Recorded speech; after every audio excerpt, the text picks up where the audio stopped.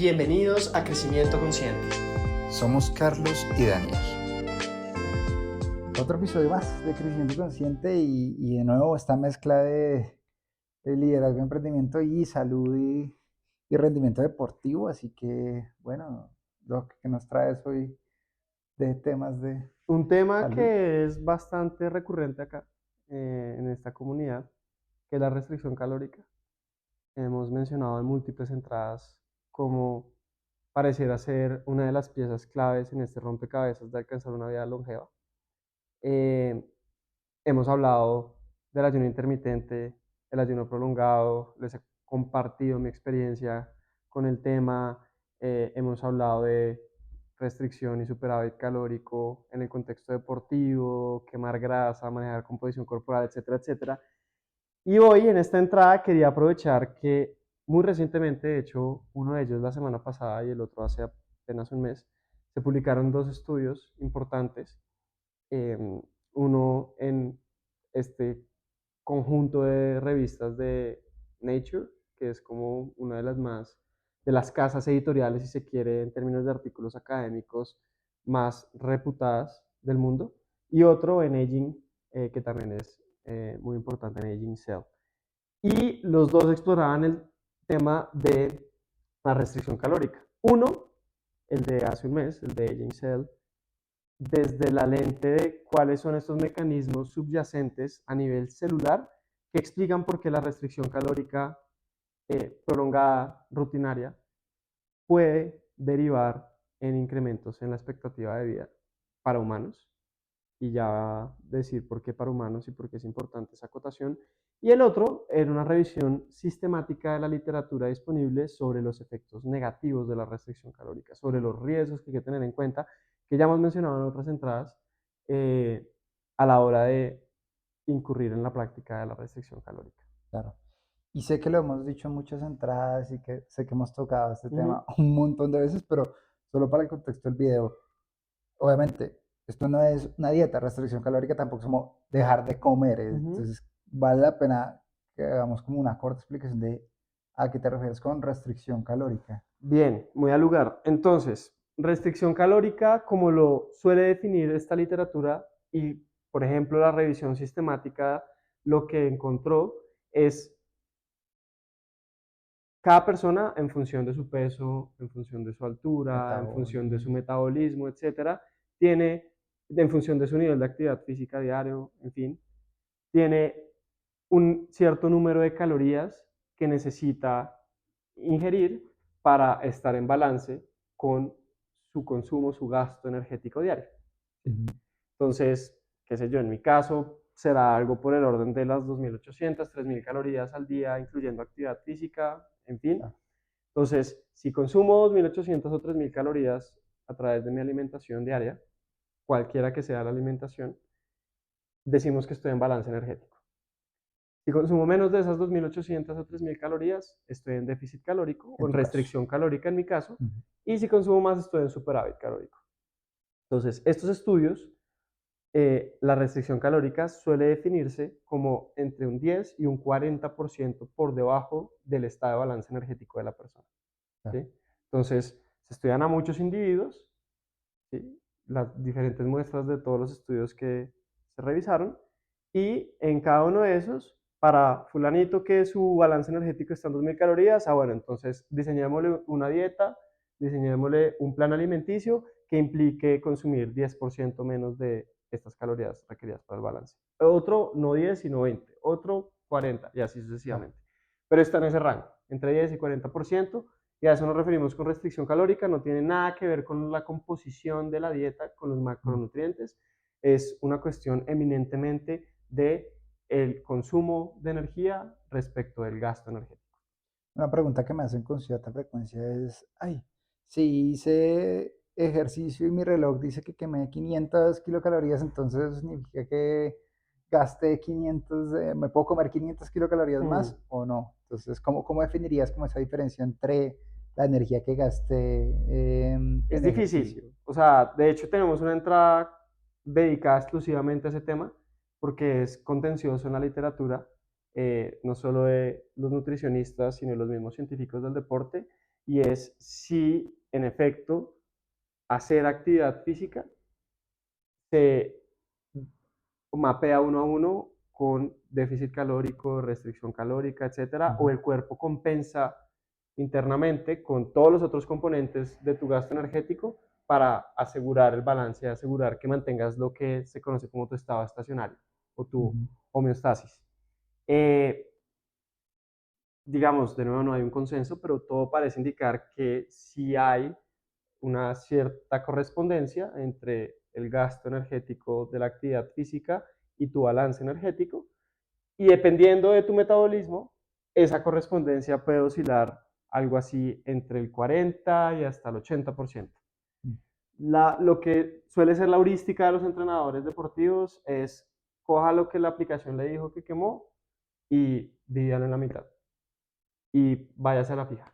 Claro. O sea, sea muy agresivo en términos de las ventanas de alimentación y asegurar una ingesta adecuada de proteína y una ingesta adecuada de carbohidratos después del ejercicio, pero pues tampoco desmadrarse uno y mandarse 2000 calorías y echar la quemada por la borda.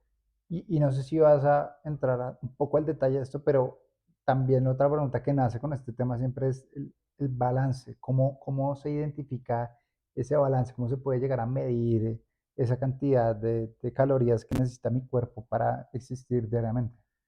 Pues yo siento que esto ya es muy intuitivo, o sea, es una cuestión de uno aprender a escuchar su cuerpo y sonará muy esotérico y muy incoherente con lo que profesamos en crecimiento consciente, pero hay algunas heurísticas que he hecho, no me acuerdo, hay otra entrada que escribimos sobre eso hace poco, en donde yo decía, una buena heurística que a mí me ha funcionado, yo llevo ya 4 años haciendo deporte de resistencia de manera rutinaria, triatlón, etcétera.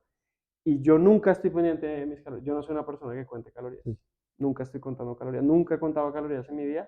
Y en estos 4 años, mi peso siempre ha oscilado en el rango de más o menos 2 kilos, casi que de De manera variación. sagrada. ¿Y cuál creo yo es la clave? Usar como ancla la cantidad de actividad física eh, que se hace a la semana, en promedio al día. Entonces, ¿a qué voy con eso? En esa entrada yo me acuerdo que decía, si en promedio haces 1 hora de actividad física al día, tienes que ser consciente de lo que estás comiendo, porque por lo general lo que tu cuerpo te pide va a ser más de lo que estás necesitando. Y es probable que todo lo demás constante caigas en superávit calórico. Si en promedio haces 2 horas de entrenamiento al día, muy probablemente lo que tu cuerpo te pide se va a corresponder con lo que necesitas y vas a estar en balance energético. Y si haces más de 2 horas, 3 horas o más, que es pues, ya el campo de los deportistas principiantes competitivos o los profesionales, tienes que deliberadamente comer más de lo que tu cuerpo te necesita para evitar lesiones, enfermedades, etcétera, Claro, etcétera. Eso suele ser es, una buena heurística. Y ni siquiera por lo que me preguntabas ahorita de cuánto quema el cuerpo, etcétera, cuando hace actividad física, sino porque suele ser una buena señal lo que nosotros hacemos de actividad física, de lo que el nivel de hambre que solemos tener, de qué tantos antojos, qué tantos cravings que llaman tenemos en el día. Entonces, a mí me ha funcionado bien esa regla de pulgar que llaman, pero también es súper recomendado que cuenten calorías. Es súper recomendado y hay aplicaciones muy buenas que en donde tú les imputas tu nivel de actividad física, tu peso, tu porcentaje de grasa corporal si lo tienes y te calculan el nivel de calorías que tú quemarías al día y claro. cómo llegar a ellas. Y digamos que lo fastidioso es, hay que agregar el arroz, no sé qué. Hoy en día con soluciones como ChatGPT, tú le tomas una foto a la comida y seguro que hará una estimación De medianamente decorosa. medianamente decorosa de cuántas calorías tiene lo que estás De comiendo. acuerdo, de acuerdo. Entonces, sigan la ruta que más cómoda, más comodidad y más adherencia les dé, pero sí, eso sobre ese punto. Porque la restricción calórica en el largo plazo pareciera extender la expectativa de vida de animales en general y seres humanos en particular. Hay muchas hipótesis y una de las que se está intentando probar con este estudio que publicaron hace un mes, que ya es a nivel microbiológico, a nivel de la célula, es que cada vez que, o cada determinado periodo, las células de nuestro cuerpo se dividen, ¿sí? Se replican. Y hay un proceso como de depuración y vamos cambiando. Dependiendo del órgano es más rápido o menos rápido. Por ahí dicen que en promedio, creo que era cada 6 o 7 años, las células de nuestro cuerpo se han regenerado.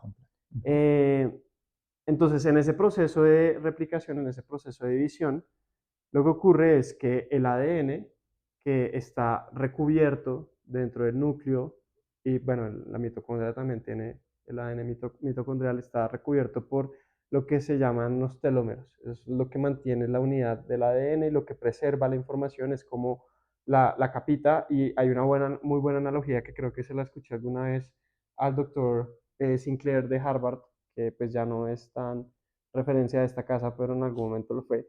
Y es como los cordones, como esto de acá, los cordones, no me acuerdo cómo se llama esto, pero este protector. Entonces, cada vez que se replica la célula, se parte el telómero, se parte esta capita. Y entre menos telómero haya, pues más probable es que el cordón se vaya por donde quiera y que no vaya por los huequitos del zapato. Lo mismo pasa con el ADN. Entre menos telómero, más probable es que se pierda la información de esa célula, que no se pueda seguir replicando o que se le olvide cuáles sean sus funciones. Haya variaciones, sí. Entonces, a nivel celular, una muy buena proxy de la edad biológica es la longitud de los telómeros. Entonces, ese estudio lo que teorizaba es, oiga, la restricción calórica lo que hace es proteger los telómeros del ADN, porque cuando una célula consume energía o utiliza grasas, glucosa, lactato, etcétera, para suplir sus necesidades energéticas, todos estos desechos metabólicos asociados con el proceso de la generación energética afectan a los telómeros, ¿sí? Entonces, los desechos que quedan ahí de, no sé, hidrolizar la glucosa para extraer la energía del carbono, lo que sea, afecta el telómero y eso se corresponde con menor expectativa de vida. Esa era la teoría. Y la pusieron a prueba utilizando el primer y más grande estudio aleatorizado en humanos de restricción calórica, que se llama el Calorie, el estudio Calorie, y que está ahorita rodando y que todavía le faltan como 10 o 15 años para concluir. Y bueno, ya se está pudiendo utilizar al menos para probar ciertas hipótesis de corto plazo. Y lo que encontraron estos autores si mal no estoy, si son de la Universidad de Pensilvania, es que su teoría no tenía sustento. Y encontraron que de hecho, tras un año de restricción calórica, la longitud de los telómeros se redujo mucho más que los del grupo de control, el grupo que no está en restricción calórica. Pero sorprendentemente, después del mes 12, entre el mes 12 y el 24, casi que se aplanó el ritmo de deterioro del telómero. Mientras que el del grupo de control, el que no está en restricción calórica, siguió con su tendencia decreciente. Entonces, todavía es muy pronto, pero lo que ellos ven es que en el corto plazo puede que la restricción calórica, por mecanismos que no se comprenden, perjudique la extensión de los telómeros, pero en el largo plazo la proteja. En el largo plazo valide esta tesis. Igual, el hallazgo generalizado de la literatura en este frente es la restricción calórica induce mayor expectativa de vida, disminuye los niveles de colesterol ApoB, disminuye la presión arterial, disminuye la variabilidad de la insulina en sangre, un montón de marcadores que sabemos que promueven una vida longeva. Y el propósito de esta entrada es, con el otro estudio que se publicó apenas el 14 de abril, la semana pasada, es poner de presente los riesgos que igual están asociados con incurrir de manera recurrente en la restricción calórica, que no son menores. Y que, claro, entonces, ¿cuál es el reto desde el punto de vista de longevidad? Lograr encontrar el adecuado balance entre prolongar la expectativa de vida, pero para mí más importante incluso, maximizar la calidad de vida, ¿sí? Y entonces, si para maximizar o prolongar la expectativa de vida necesitas sacrificar mucho en términos de calidad de vida, de pronto no estás viendo bien la ecuación o no la estás ponderando adecuadamente. Y entonces ya entrando rápidamente en este listado de riesgos que encontró esta revisión sistemática de la literatura, están los más inmediatos, que los que han hecho ayunos prolongados podrán dar fe de ello, como es mi caso, que tienen que ver, uno, con la reducción del ritmo metabólico basal. Pues el cuerpo entra en modo supervivencia, en modo preservación, y entonces todo se va a sus mínimos, entre comillas. Eso implica una reducción de la temperatura corporal y por ende mayor sensibilidad al frío, ¿sí? Eso es algo que es súper evidente cuando uno está haciendo un ayuno que va más allá de 24 horas, que el frío que se empieza a sentir en los pies, en las manos, es bien pronunciado, y por esa vía también puede generar o inducir perturbaciones al sueño, al ciclo del sueño adecuado. Esas son como las más inmediatas.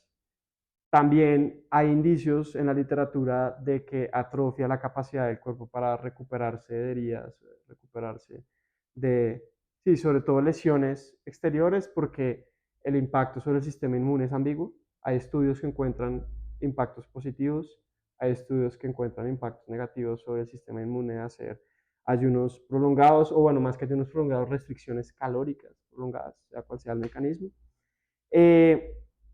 También, ya a nivel un poquito más estructural, lo que encuentro de este estudio, a ver, ¿cuál vale la pena poner acá de presente aparte de estos más inmediatos? La densidad ósea tiende a caer, pero que todo lo demás constante no es bueno. Tener una densidad ósea baja, eso pues hace más proclive la osteoporosis, la osteoartrosis, etcétera, etcétera. Pero es muy probable, y eso sí lo anotan los autores, que esto está asociado con la pérdida de peso corporal. Entonces, claro, si pesas menos, pues es normal que la densidad ósea baje porque ya no necesitas soportar tanto peso.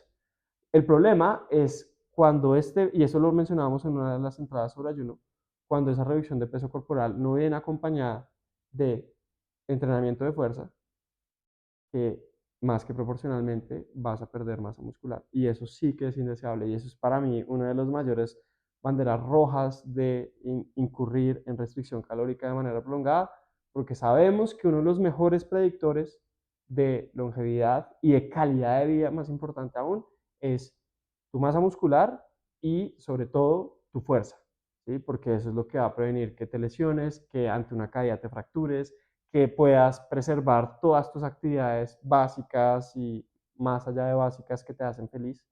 Entonces, yo creo que ese es un punto súper importante que este estudio reafirma en términos del peso corporal, masa muscular y masa ósea, que hay que tener cuidado. Ya comentaba lo del sistema inmune, que es ambiguo. Y en general, lo que hace este estudio, esta revisión sistemática, es validar la tesis global de que los problemas asociados a la restricción calórica prolongada tienen que ver con el cuerpo está en modo supervivencia, en modo preservación, en modo qué es lo más vital y cómo me aseguro de que eso vital siga operando. Y por el contrario, que es lo más costo inefectivo desde un punto de vista metabólico, y eso lo suspendo. Y acá hay ramificaciones de segundo y tercer orden, como por ejemplo, lo he leído por ahí anecdóticamente, que restricciones calóricas muy fuertes y muy prolongadas suelen estar acompañadas de pérdida del cabello. Y hace todo el sentido dentro de esta tesis de, pues es que el cabello no es prioritario, es dispensable, ¿sí? La función reproductiva está documentado, y ese estudio encontró que los animales y los seres humanos en particular sufren de libido reducido cuando están en restricción calórica, y su calidad sexual o su calidad en términos de vida sexual disminuye también. Pero sorprendentemente, cuando dejan la restricción calórica, tiende a incrementar por encima del estado base y tienden a estar mejor que sus pares que no hacen restricción calórica. Entonces, ¿cuál es la lección general? Es, oiga, si van a hacer restricción calórica, sean conscientes de qué tanto empujarla, hasta dónde llevarla, para minimizar estos efectos adversos que pueden tener, pues, consecuencias no menores sobre nuestra vida. O sea, porque cualquiera diría de qué sirve vivir 100 años, 100, todos esos 100 años, lo que hice fue restringirme tanto calóricamente que no pude nunca disfrutar de mi intimidad sexual. Claro. O sea, ¿estamos dispuestos a hacer ese trade-off? Entonces, nada, es importante y creo que era un ejercicio de honestidad intelectual valioso poner de presente este otro lado de la moneda, porque de pronto en lo que hemos publicado hasta ahora puede darse la impresión de que somos súper pro restricción calórica y que es una panacea y que no tiene ningún costo asociado. No, hay costos y es importante conocerlos para tomar decisiones informadas. Claro. Y un complemento final es que todos somos distintos. Lo que le sirve a uno no necesariamente le sirve a otros. Y sobre todo he visto eso en temas de alimentación. Entonces, hay múltiples formas de hacer restricción calórica con dietas, con ayuno, etcétera. Entonces, evalúen. Y creo que lo más importante de todo esto, ya que todavía no hay suficientes datos, es escuchen a su cuerpo. Si sientes que estás comiendo mucho, que estás subiendo de peso, pues bájale o cambia al menos los macronutrientes que estás ingiriendo. Pero creo que la clave pasa por escuchar al cuerpo Y y consultar con su doctor. naturalmente ir al nutricionista, hablar con el médico, etcétera. Aquí les damos datos, les damos información, pero obviamente siempre estará el camino correcto de averiguar, entender su cuerpo, de hacerse exámenes y saber qué es lo que Sí, mejor le va a en uno. estos temas de salud, de deporte, el único N que importa es igual a uno. Mm, por supuesto que ayuda a tener toda esta información disponible para guiar la conversación respecto a uno mismo, pero pues sí, o sea, en últimas lo que importa es lo que a ti te funciona y lo mejor es estar guiado por la mejor evidencia disponible y por un profesional o un grupo de profesionales de la salud que entiendan las particularidades de tu cuerpo y que sepan adaptar esas herramientas que la ciencia ha traído hacia adelante a tus necesidades. Así es. Bueno, y como siempre, este es un tema increíble, lo tocamos y creo que seguiremos tocándolo hasta que quizás un día alguien descubra todo sobre cómo La procesamos inteligencia los artificial de pronto. nutrientes. Entonces, nada, si Muy les gusta este probablemente. tema, si les parece interesante, no deben en compartirlo, cualquier comentario, like, si les gustaría pasarnos otro paper o algún otro tema que quisieran que viéramos de salud, nos interesa un montón y bueno, Hasta la próxima. Gracias. nos vemos en el próximo capítulo. Chao, chao.